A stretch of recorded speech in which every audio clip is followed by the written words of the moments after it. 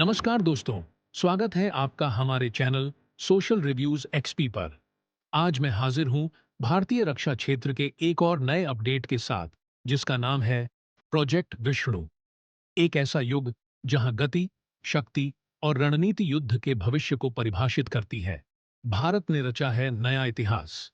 DRDO के गुप्त mission project Vishnu के अंतर्गत विकसित भारत की पहली दीर्घ मार्ग लंबी अवधि वाली हाइपरसोनिक क्रूज मिसाइल ETLDHCM अब परीक्षण के लिए तैयार है।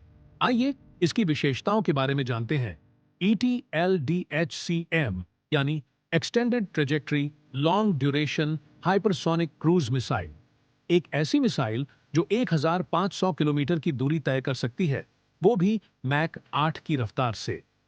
मैक 8 का अर्थ है लगभग 11,000 किलोमीटर प्रति घंटा, यानी कुछ ही मिनटों में लक्ष्य को भेदना। ETLDHCM पूरी तरह से भारतीय तकनीक से विकसित की गई है। यह मिसाइल डीआरडीओ के प्रोजेक्ट विष्णु के तहत बनी है, एक गुप्त और रणनीतिक पहल जो भारत को रक्षा स्वावलंबन की दिशा में एक विशाल छलांग देती है। इसमें इस्तेमाल हुए सभी सिस्टम, सेंसर, कंपोजिट मटेरियल और इंजन भारत में ही बनाए गए हैं। यह मिसाइल पारंपरिक और परमाणु दोनों प्रकार के हथियार ले जाने में सक्षम है। 1000 से 2000 किलोग्राम तक का वॉरहेड गहराई में मौजूद दुश्मन के ठिकानों पर सटीक प्रहार करने में समर्थ। इसके संभावित लक्ष्य हैं दुश्मन के रडार बेस, कमांड बंकर, नौसेना पोत और रणनीतिक ठिकाने।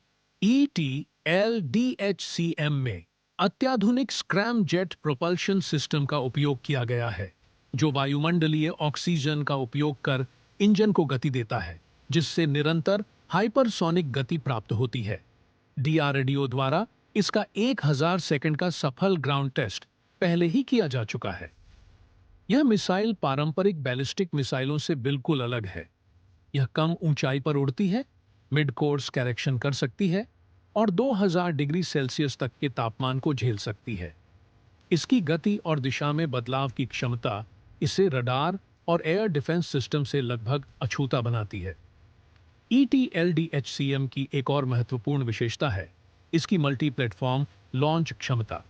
यह जमीन से, एयरक्राफ्ट से और नौसेना के पोतों से दागी जा सकती है, यानी थल, वायु और जल तीनों मोर्चों पर प्रभावी। इससे भारत को बहुआयामी रणनीतिक लचीलापन मिलता है। इस मिसाइल के विकास के साथ भारत अब उन चुनिंदा देशों में शामिल हो गया है जिनके पास ऑपरेशनल हाइपरसोनिक हथियार हैं, जैसे अमेरिका, रूस और चीन। ETLDHCM का तैनाती के बाद रणनीतिक रूप से उपयोग करना भारत की सैन्य क्षमता को नई ऊंचाइयों तक पहुंचाएगा और दक्षिण एशिया में शक्ति संतुलन को प्रभावित करेगा। यह प्रोजेक्ट सिर्फ सैन्य नहीं, यह प्रौद्योगिकी भारत के अंतरिक्ष क्षेत्र, उपग्रह प्रक्षेपण और डिजास्टर रेस्पॉन्स जैसी सिविल सेवाओं में भी उपयोगी साबित हो सकती है।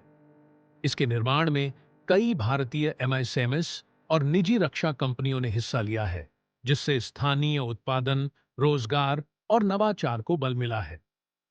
एक बार फाइनल टेस्टिंग पूरी हो जाने के बाद ETLDHCM को थल सेना, वायुसेना और नौसेना तीनों में शामिल किया जाएगा।